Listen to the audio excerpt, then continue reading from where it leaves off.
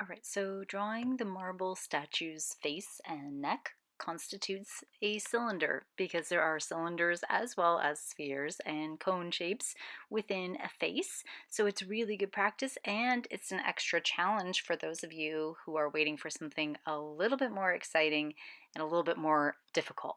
So I wanted to first show you how I measure. I like to measure everything out, and I can do this either by measuring with my pencil and translating it directly to the paper, which is what you're going to do, because it's exactly the same size as your frame. It's 5 by 7, so you can correlate it exactly. I can also teach you how to size up or scale down.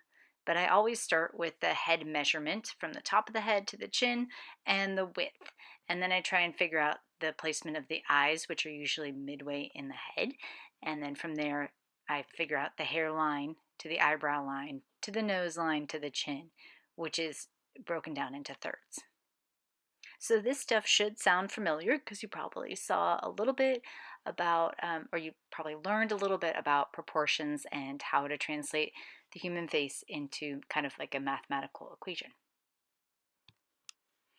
Now, because we are working exactly at the same size as the reference, I can gauge things like the distance between the two eyes. I can measure one eye, compare it to the other.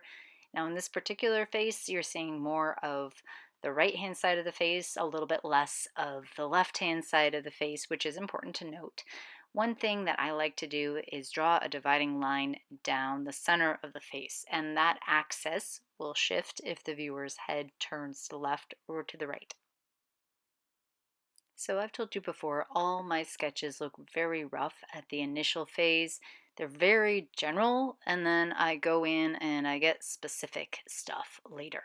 So I'm just figuring out the placement. Note how light I'm drawing. I'm using the yellow 2B, but if you wanted to, you could do the HB, which is even lighter in value, so you could use the HB instead. But lighter is better, especially on a face, because it's tricky to get everything in perfect proportion the first time out. I know I didn't. I had to make some corrections. So here I want to show you where the eye line is. Eye line is right through the middle of the eyes horizontally, and here is a dividing line down the center of the face vertically, with that center access line dividing the face in half vertically. You can really see that there is a short distance on the left side of the face, so you're seeing less on the left side and then quite a bit more on the right. That's called a three-quarter view because the head is slightly turned. Now what I'm doing is dropping a plumb line. A plumb line is a straight vertical line down, and I'm doing it from the corners of the eyes to see where they hit, because usually if you draw a line down from the corner of the eye, which is called the caruncle, by the way, it'll hit the side of the nose. But this is a 3/4, so I'm just seeing where things align up.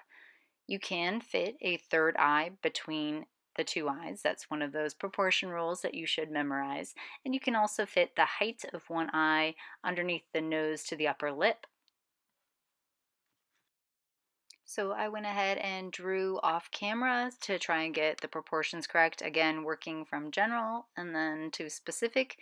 You should have the outline done today if you have the strawberry completed, and you can outline where the shadow shapes are going to be. Shadow shapes are the areas within the eye socket, right below the nose on this model, underneath the chin.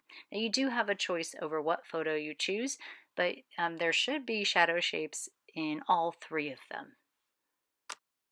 Before you progress any further, you need to call me over and I'm going to check your proportions, and that doesn't matter which of the three references you chose. I do need to check before you move on to starting to add shadow.